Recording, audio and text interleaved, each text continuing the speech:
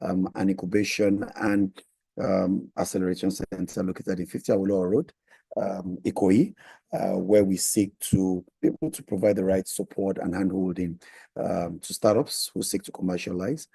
Start, of course, small intensive nascent ventures who use technology at the core of their work and who attempt to scale leveraging technology, who are tech-led in all they do. So that basically summarizes what we intend to do and what we try to do from time to time in Eco Innovation Center. And this evening, being the final episode for the year, I will be the host, I will be the moderator, and I'll just be taking us through a few of what my thoughts are as we look into the world of startups and the ecosystem at large, and what we see in terms of how the economic landscape will be affecting how startups scale. At Eco Innovation, the core of what we do is supporting startups to scale. And therefore, I'll take the pleasure this evening to run us through a few of the outlook that we see from Eco Innovation Center, looking at the macroeconomics globally and locally, and seeing how this affects the ability of startups to scale up. So once again, to welcome you to the final episode. I think this is the 118th episode of TechBiz. And so it's a pleasure welcoming you this evening. And again, to start, to say a big thank you to all my colleagues who have been with us all through the year, supporting to make sure TechBiz comes to you every last Thursday of the month.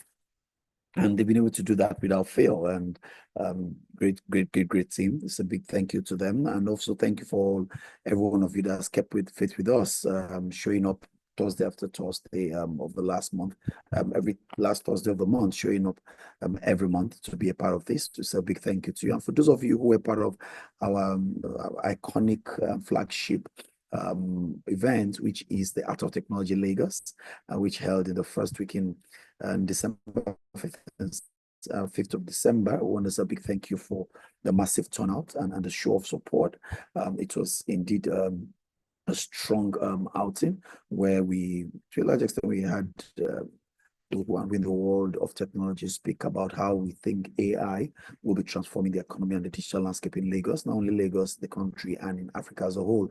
Again, Lagos being the technology capital of Africa. So that it was quite indeed an experience. I want to say a big thank you for making Art of Technology Lagos a success, because the last time I was here, it was me inviting you to be a part of it, but this time around, it's to say a big thank you. So I will take you through in the next few minutes, 15, 20 minutes, about what we see from Eco Innovation Center as the outlook for 2025 and what we think will be the major shifts, and how we think startups we intend to scale, how we think they should be positioning for 2025. And then the next, that'll be about 15 minutes thereabout.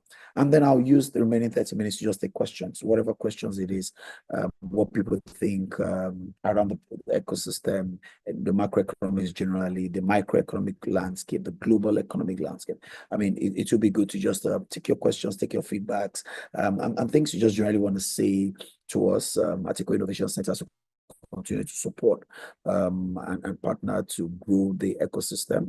It will be good to take feedback from you. So today is feedback day, and so therefore we'll just share a bit, and then we'll try and get feedback. And because of it, thank you, Bolatito, for helping share the slide.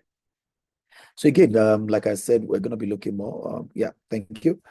We're going to be looking more at what the landscape roadmap for innovating and scaling in uncertainty. And we've said uncertainty because the last, I'll say 48 months, 24 months has been quite uncertain. 2023, 2024 has been quite uncertain for the startup ecosystem. We've seen the investment winter where things have dried up. We've seen astronomical explosion in the input cost due to FX fluctuations. We've seen quite a number of startups who have not been able to scale. Quite a number of them have actually closed shop. We've seen it across Africa. And so it would be good to, take out the crystal ball and look, hey, what's likely to happen in 2025? How should we prepare? How should we position? And what do we see from Eco Innovation Center? What do we think the outlook would be? So again, we believe that 2025 will be a year of significant uncertainty, and where there'll be quite a lot of moving parts. And as I go into these few slides, I will speak to what we think will shape the landscape in 2025. The next slide, please.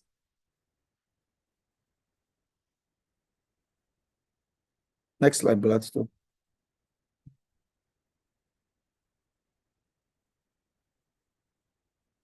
Okay.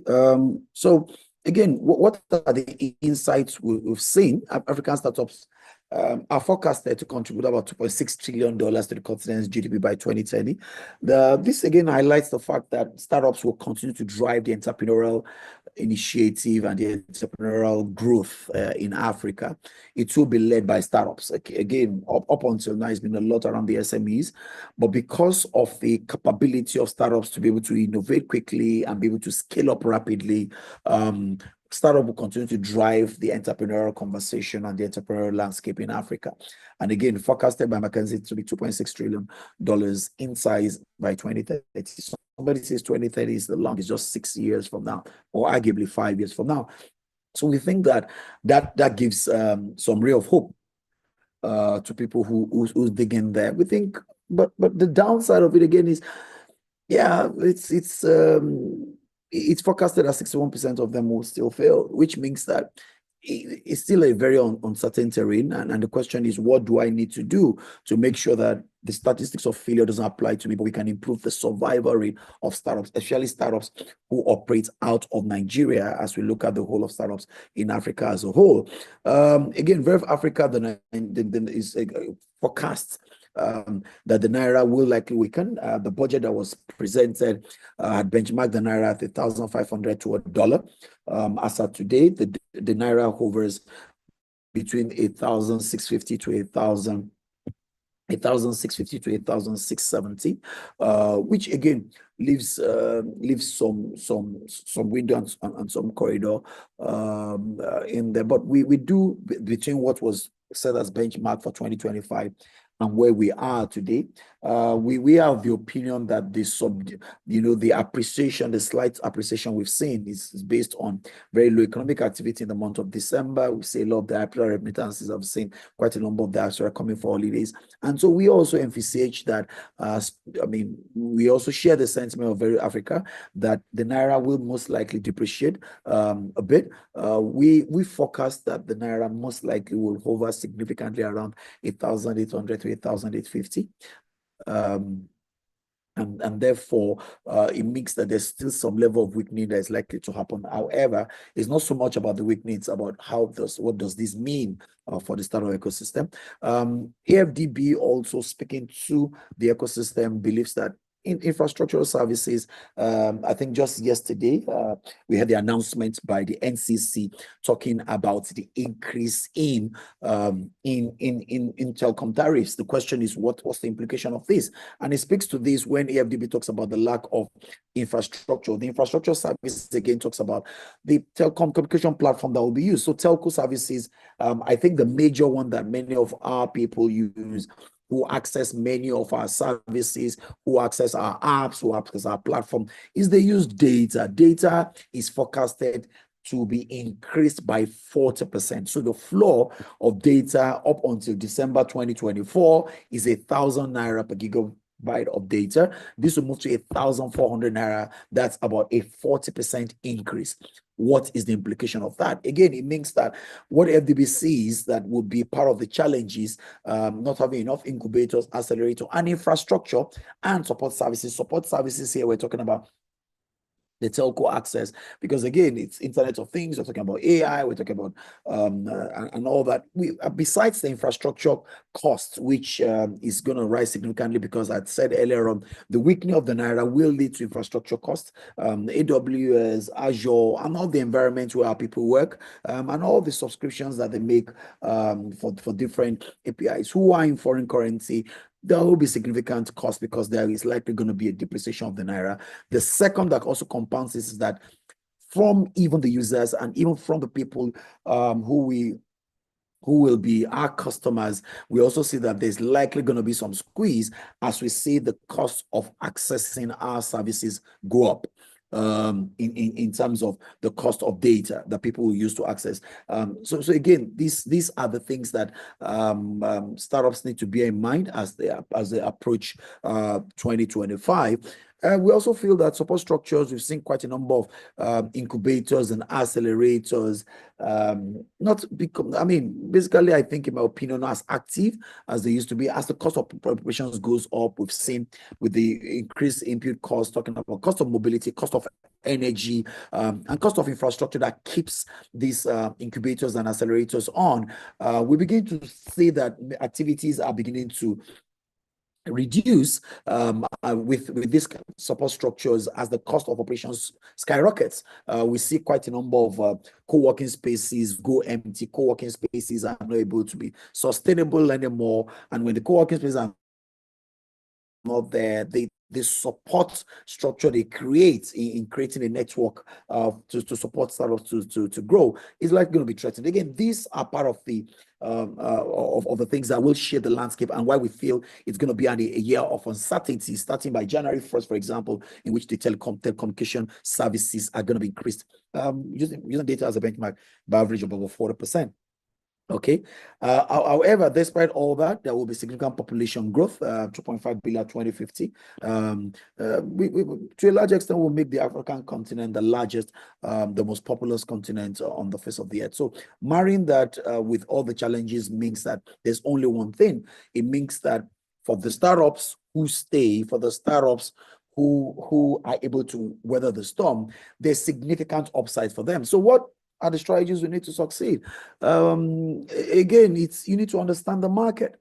I think a lot of people are building for Silicon Valley.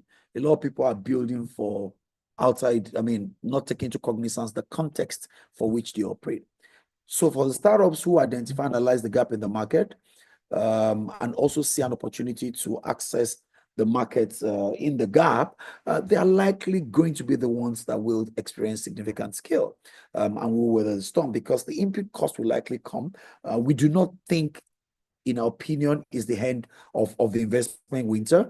Not only is it going to be investment return for startups, we think that generally there'll be a lot of disposable income issues, as we do not see significant FDIs coming into the country, and it's driven because we see quite a number of stability happening globally. We think with the new government that's coming to America, about to be sworn in January, we expect that the dollar will strengthen. We expect that there will be plans and policy by the government of the day to bring in more, like was done in the first time of Donald Trump. We'll see a bit more of that to create incentive for people to set up their businesses in the US rather than for the US, rather than outside. So what that likely will do is, I mean, and again, we've seen them propose cutting tax rates and all that. So it's likely going to mean that a lot of capital will take flight back into the US. What does that do for emerging markets? It makes the emerging markets currency will devaluate. It makes the opportunities for people to take their money to invest in emerging markets will dim. So therefore, we are of the opinion that we're not likely going to be seeing an end to the investment winter, which we currently are experiencing in the startup landscape in Nigeria and in Africa. Secondly, is the fact that the currency stability is for people to be able to raise funds in FX. We think that there'll be conversations around valuation, because we've got a very weak currency, and especially for startups who operate predominantly in one market and who don't have the opportunity of having currency basket advantage, where you've got different currencies and then you can be able to even that out.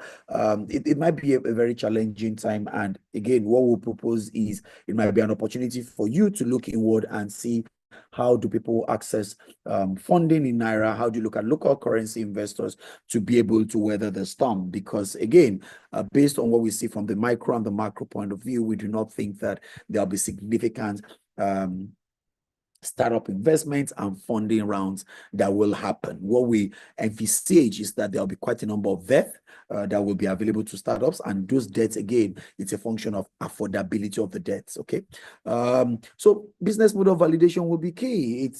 It's a time where people need to rapidly build the MVPs and rapidly test the market and rapidly take feedback from the market. It might not be the time where there's a lot of wastage. It's not a time to overbuild. It's not a time to continue to stay on an MVP for 24 months. It's not a time to have lag and have significant back features. Test the market and come back quickly will be the things that we advise. And reason is because you can't afford wastages when consumer spend is going to be shrunken, when disposable income will not be available, when your input cost is going to be high, when the operating cost will be significant.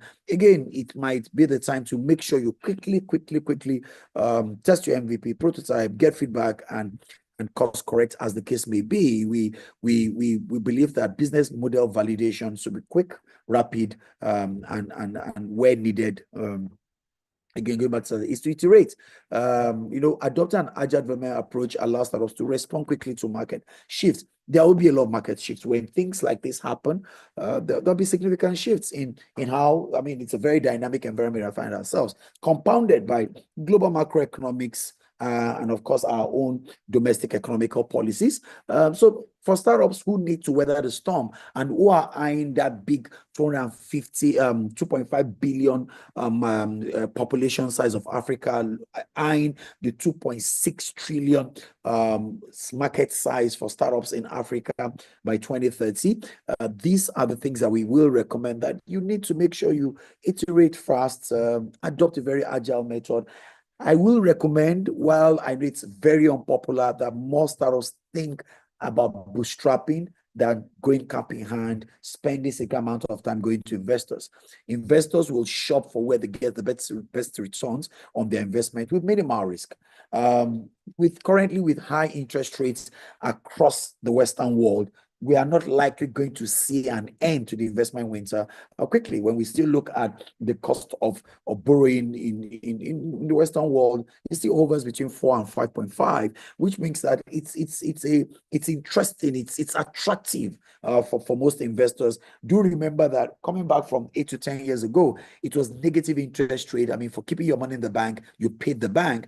It got to a time for a protected period, we had the floor, which means it was at 0% interest rate. So coming from that to about 4.5 to 5.5 makes it attractive for most of the people that will have loved to take risk and bet on startups in Africa to keep their monies in more safer, stabilized crimes. And that's why we think the investment winter will continue to run for the better part of 2025.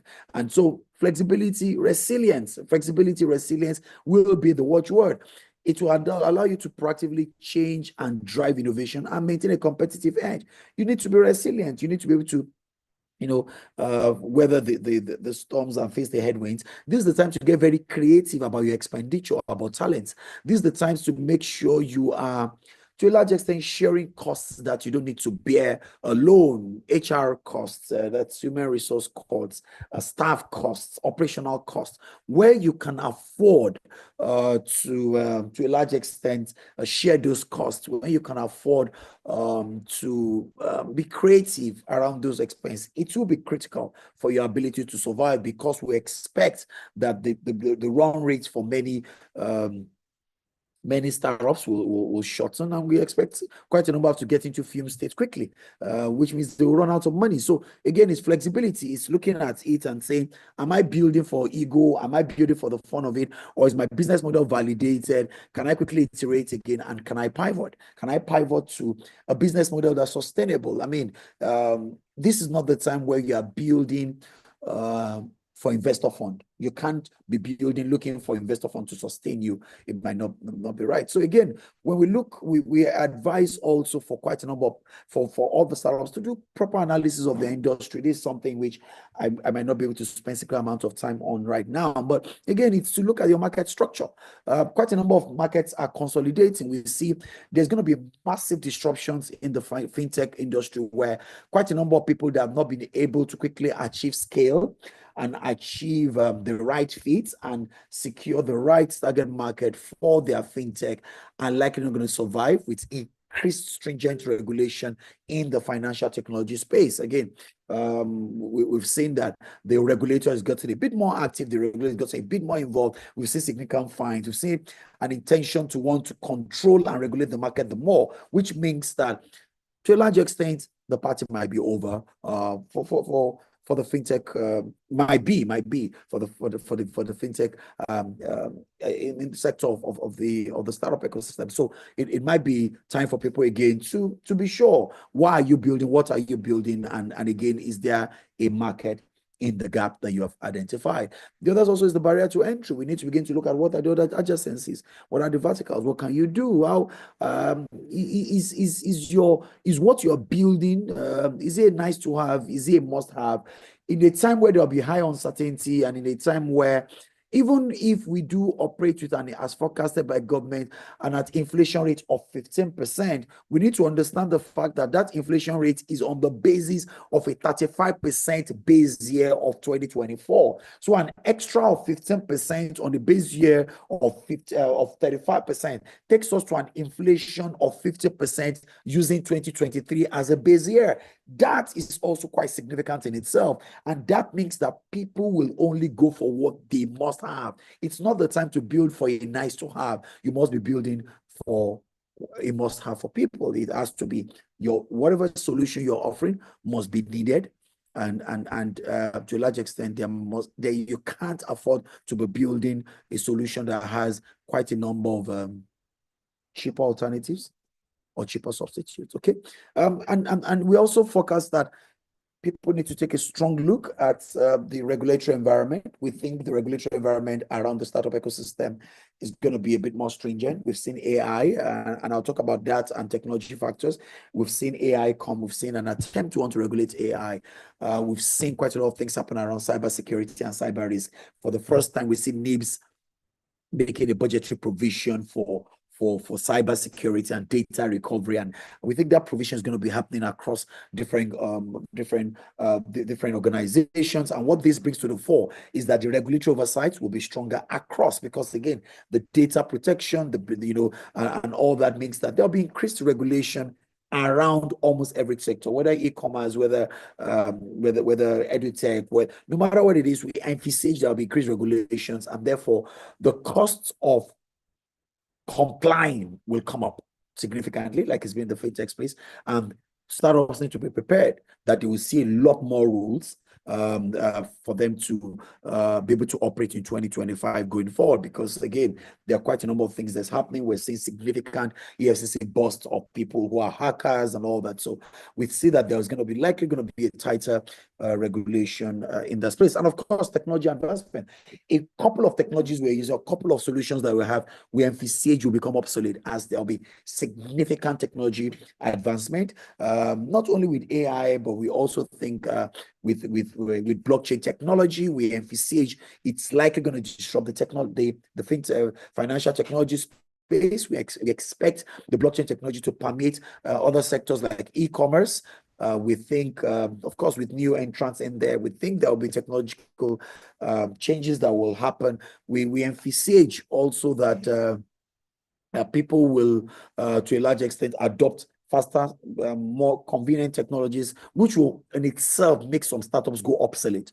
And therefore, it's likely going to be a time which most startups need to really understand their game and make sure they are abreast of all technological advancements, because it's going to be more dynamic than it's ever been. And that's why I titled this talking about the uncertainties that we're likely to see, ability to scale in a time of uncertainty, because this again drives the uncertainty. Now let's go to the next slide. I don't want to spend so much time on this, but again, this just highlights the fact that for us to be able to move, it's a time in which startups need to spend a significant amount of time iterating.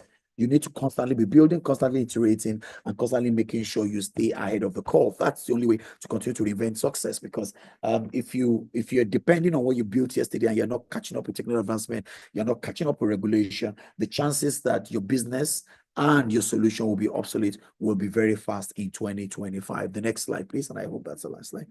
Okay, that's Ebola Tito. Good. So in conclusion, we think navigating the tech landscape, it's a journey of challenges and opportunities, But I think startups can thrive. It's going to be quite challenging, but if they can thrive with the right strategies, first is to understand the ecosystem, understand what's happening, understand what are the dynamics, what are the factors, understand when times have changed, understand when it's a new era. Most of the funds today are bigger on debt than they are on equity. Again, driven by so many factors. Collaboration needs to be a way. It's about sharing costs, sharing risk, partnerships that gives you open access not only to other ecosystems in here, but open opportunities into other clients. Position oneself strategically, they can pave the way for success. So in an innovation-driven world, resilience, adaptability are key to making a lasting impact, and we think this is more relevant in Nigeria now than ever before. We enter into a new year in another 1 week thereabout, and we think it's going to be a year. Listening even to the president, there's going to be significant over-index in these policies. We do not see a likely policy relaxation. We do not see so many prices coming down. Instead, we feel that the prices will firm up, and therefore it will be quite important for startups to brace up, to be resilient, to be able to survive the year 2025. Thank you very much. So I think we'll go to questions now. I know a few questions have been thrown in there. Can we have those questions? Let me see if I can go to the chat room and I can take those questions. And great. How can entrepreneurs leverage partner collaborations to scale faster in uncertain times? Again, is to find out where are the places where partnerships give you an advantage. So when you say the word ask, is to look at what's the core of my business? What is somebody else doing better than myself? Why must I reinvent the wheel to compete? Because it's not every time that we compete that we come out winning, especially when you don't have strong competitive advantage. So the best place for you to see how to collaborate is to see an area that's critical for your business, but you are not strong at it. That is the place to look for another startup that can support you. Okay, you are in fintech, you don't have the capacity to lend. Can you get another fintech who lends, who is able to lend to your customers? Okay, it's all about that. Everybody's trying to achieve, to acquire the next big license in there, acquire microfinance bank. Everybody's pivoting and all that. The question is, do you have the structure that can sustain that? Can you look for somebody who already has that license and you can partner to be able to scale? Those are the kind of conversations we envisage that startups should be having in 2025. You spoke about resilience during your presentation. How can my startup build resilience to navigate?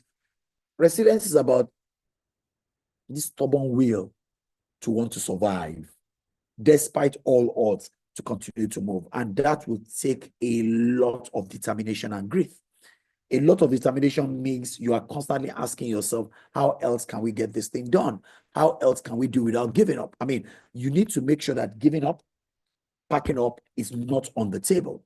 There are so many ways to get this thing done. You must be ready to roll your sleeves, do less of talking, do less of pitching to investors, do less of attending conferences, rolling up your sleeves, sitting in the business, sitting in the market, and making sure you understand the business and grow the business. That's what resilience will do for startups who are focused, looking at their business. I mean, I've invested in a couple of startups, and when I look at the startups that have achieved scale and the ones that have not, the ones that are focused, the ones that have done the grind, the ones that have started in the business have outperformed the ones who are showing up in every seminar, showing up in every space, wanting to be thought leaders, yet did not have the substance. They outperformed them. So in 2025 is to roll up your sleeves, sit in your business, sit with the customer, understand the consumer, and make sure you build your business. That is how to grow. How can you maintain financial stability while investing in innovation and growth? Okay, how do I build a culture that embraces uncertainty as opportunity? It's about how you communicate it to your team. It's about the reassurance you give your people. It's about not being focused or not being obsessed by the uncertainty around you. It's about constantly asking yourself, what window of opportunity is there? What are people doing now? What is the new trend? Where do I see growth? Those are the questions that we need to ask that will, that to a large extent will be able to help. And so it's not so much of you need to read it in a textbook, excuse me, it's more around you spending enough time. And when you spend time in your business and spend significant time in the market, you will likely uncover rare gems that an average person who is not focused will miss. And that for me, is from that consumer understanding, you build consumer insights. So when we talk about the insights for uncertain times, it must come from an understanding. Understanding comes from you sitting in the business, sitting in the market, seeing where those opportunities and the gap is, and then going back with your team to see how can we be able to fill that gap in a profitable and a sustainable manner. That's the whole conversation, okay? How do I foresee AI and automation transforming scaling process in industry like finance and healthcare? It will not only transform finance and healthcare, AI and automation will transform the whole of the startup landscape, and you need to be prepared. The way COVID has fast-tracked technology adoptions, and we're doing Zooms and doing meetings and doing virtual meetings and doing work from home. Nobody woke up and suddenly work from home has become a culture. That's what AI and automation will do. So it's not a function of how am I going to leverage the fact that it's going to come sweep here anyway. What I will advise is to see how do you begin to put it into your business. And the fastest way of where to put it is repetitive tasks. Those are the ones you need to quickly automate and use AI. Repetitive tasks. Things that you do on a repeated basis in your value chain process. You need to automate them.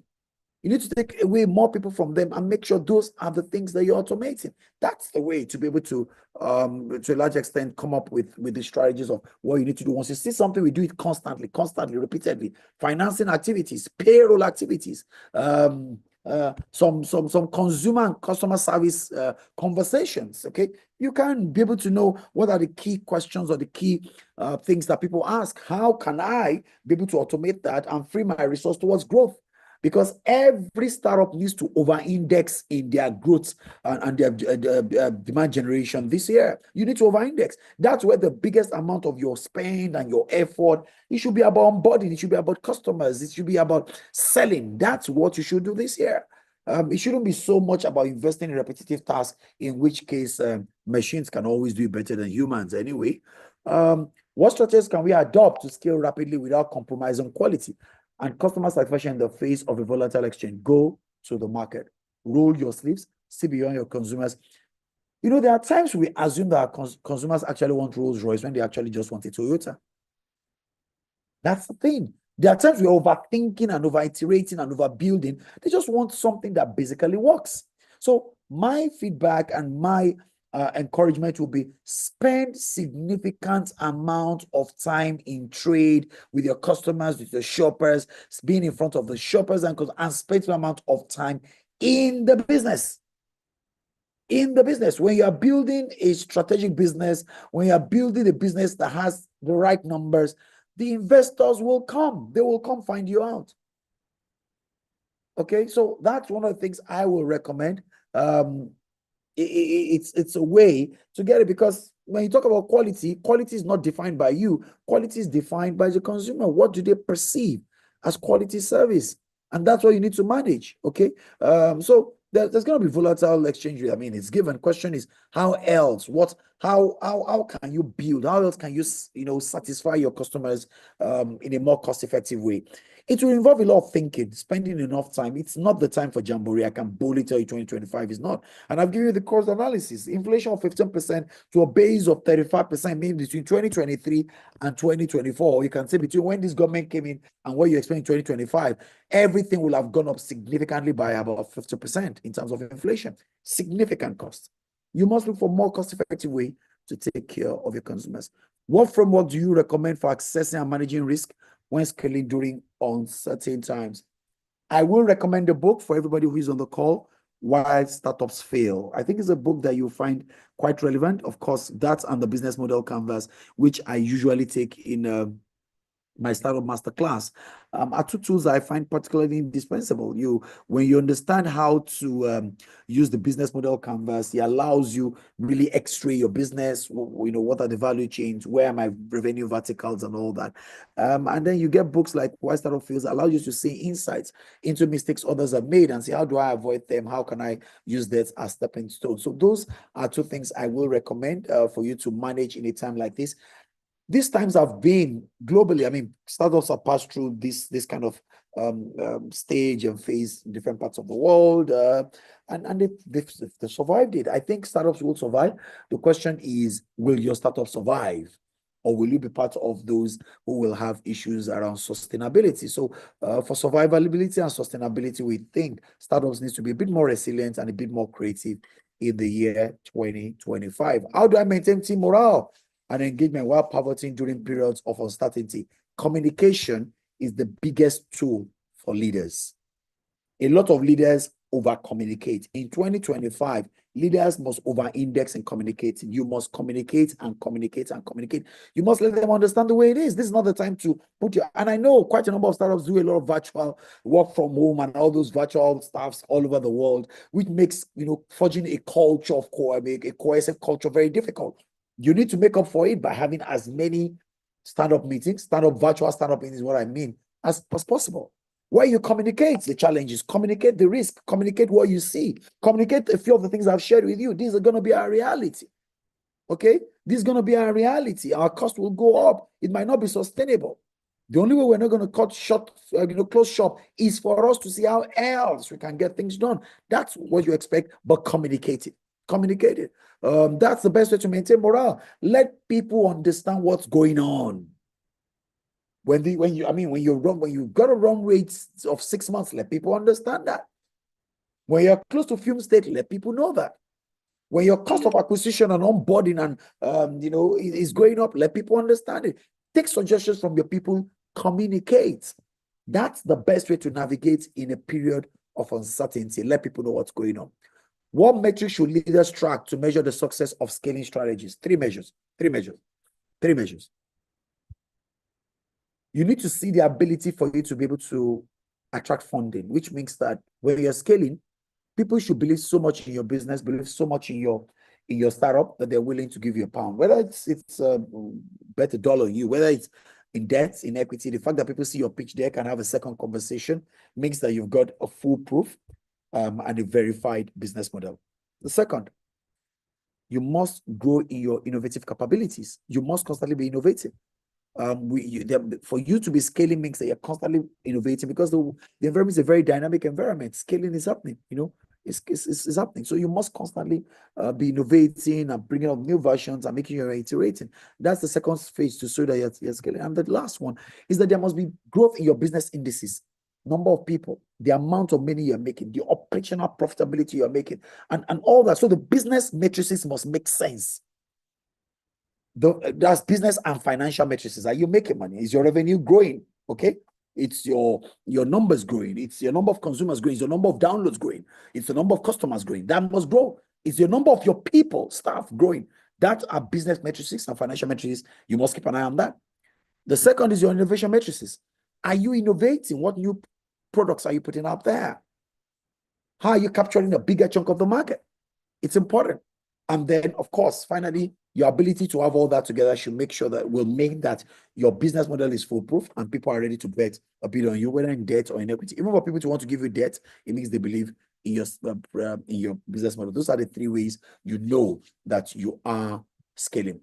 How do I balance long-term strategy with short-term adaptability?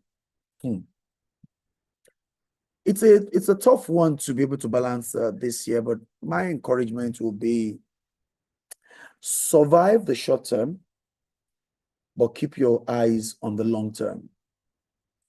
Don't be so obsessed by the long term that you don't even survive today to be available to fight the battle tomorrow. And what do I mean by that? Stay profitable today. Operate profitably today. Cut your cost today. Be resilient today. Be focused today. And the chances of you being around to fight tomorrow, to a large extent, will be possible. Okay?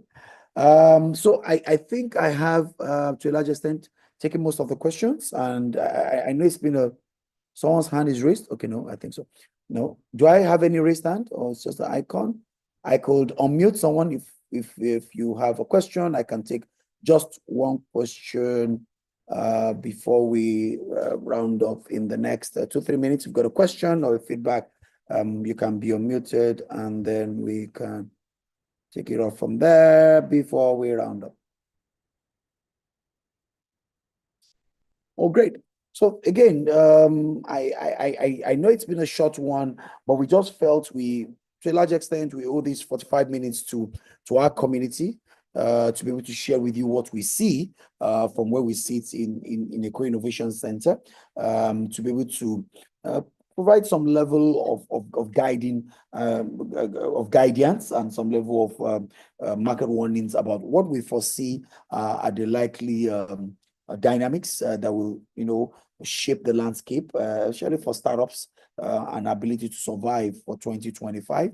We emphasize and we are of the opinion that it's still likely going to be a very uncertain time with significant cost input and pressures on startups, and startups survivability will be a tough one. We think next year, and so on that note, we'd like to say a big thank you. Oh, I see a question. How do you recommend you overcome challenge of sourcing good and reliable talents? It's a challenge that you need to live with. I do not think there's a magic wand for that. That's one of the greatest challenges you will face in 2025, keeping and attracting good talents. However, what we have, I believe in as a strategy, is cultivate your talents. Get fresh talent and build that talent. Leaders must be invested in building them more and not just looking for talent who are already made. You must be ready to invest in your people and build the kind of team that you think will allow you win. It's been a pleasure hosting every one of you again this evening. Incidentally, the last Thursday of the year 2024, which has been a dramatic year indeed for everyone. But here we are. We have survived, and also a big thank you to you. Thank you for making all our activities a success. Thank you for making Art of Technology a success. Thank you for making Mark a success. And every of the time we've called upon you, thank you for showing up. We want to say a big appreciation. This recording, as well as all the other recordings of this webinar, will be available on our landing page. And all you have to do is just go to www.ecoicenter.com/webinar, and you will find that this webinar and all the rest will be there. www.ecoicenter.com/webinar, and you will find it there. However, you might still have a few questions you've not asked and you feel like asking. You can join our community. My colleagues have dropped the link, either a WhatsApp or the Telegram community. Myself and other subject matter experts are in those communities, and you can ask questions. We'll give you, it's also at the community where you see the latest opportunity in startups, information that are relevant to you. Do yourself the good and make sure that you click the link and join our communities where we think we can add significant value to you. And of course, you get the first-hand information about what's happening in the ecosystem, what are the events lined up, what are the training sessions that are happening, what are the scholarship opportunities, and what are the funds and grants that are available. These are the things you get to know when you join our community, either by WhatsApp or Telegram. But above all else, I want to say a big thank you to you for keeping a deal with us today. And to the wonderful team who have made this happen day in, day out, all through the year of 2024. It's a big thank you to everyone, and see you all in 2025. My name remains Victor Gbenga Folabi, the founder of Eco Innovation Center and the host of TechBees. See you, and I wish you and your loved ones compliments of the season. Thank you, everybody.